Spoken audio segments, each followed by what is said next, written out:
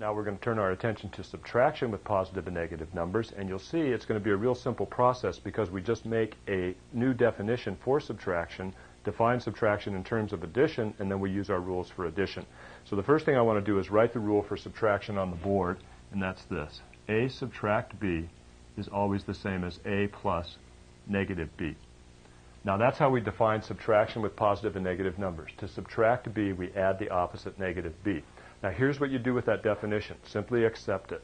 You just accept that definition. There's no debate over it. This is the way we define subtraction in algebra. It doesn't matter whether you like the definition or not. You simply have to accept it. Now let's see how we can apply this definition to some subtraction problems and see how the answers come out. 8 subtract 5. Well, according to my definition, this is 8 plus negative 5. So instead of subtracting a positive 5, I add its opposite, negative 5.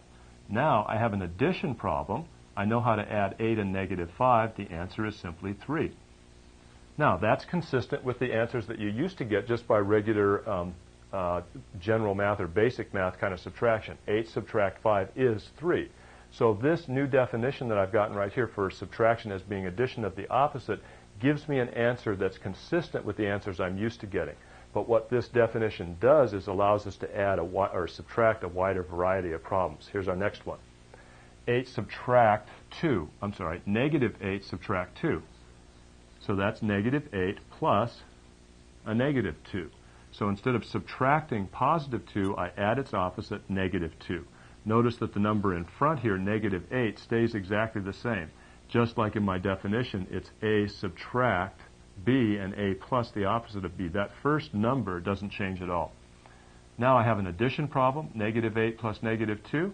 That comes out to be negative 10. So if somebody was to say to you, what is the answer to negative 8 subtract 2? You might say 6 or negative 6, something like that. No, the answer is negative 10. That's the correct answer to this problem. It always has been, it always will be.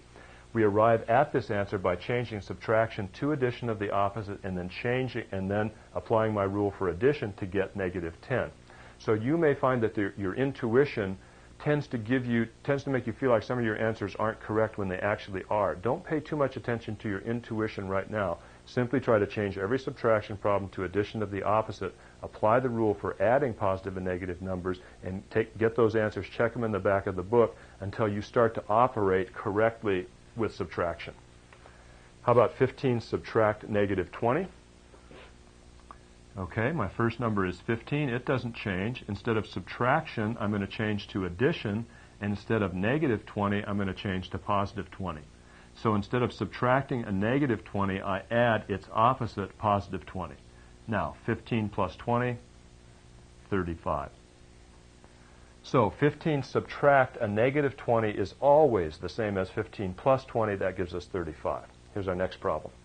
Negative 4 subtract negative 4. Well, that will be negative 4. Instead of subtraction, I'm going to change to addition. Instead of negative 4, I'm going to write its opposite, positive 4. Negative 4 plus positive 4 turns out to be simply 0.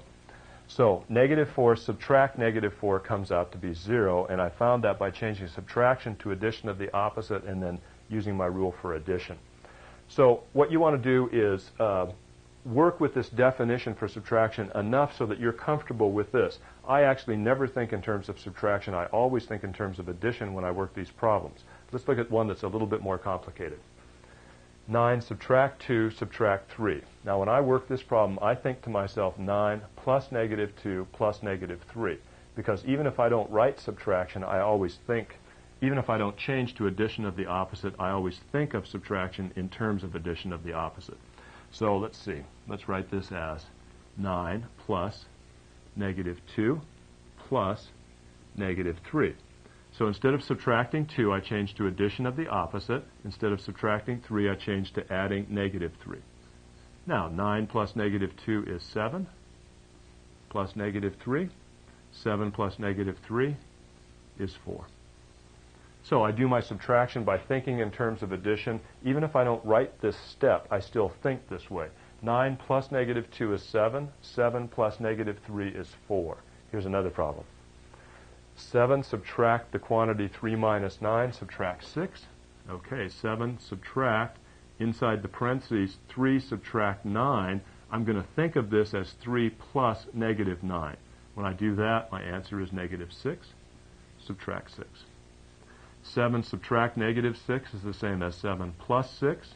Subtracting 6 over here is the same as adding its opposite, negative 6. I never change what I do when I run across subtraction. I always change to addition of the opposite. 7 plus 6 is 13, plus negative 6, and 13 plus negative 6 is what? 7. That's right, 7. So 13 plus negative 6 turns out to be 7. Okay, now it's up to you to accept this rule or this definition for subtraction. Subtraction is addition of the opposite. That's just the way it is. The rule isn't going to change. If you don't think it should be that way, you have to change and accept the rule. Just do it. Then work enough problems by changing subtraction to addition of the opposite till you get used to it, and then start yourself thinking about not thinking in terms of subtraction, but always thinking in terms of addition.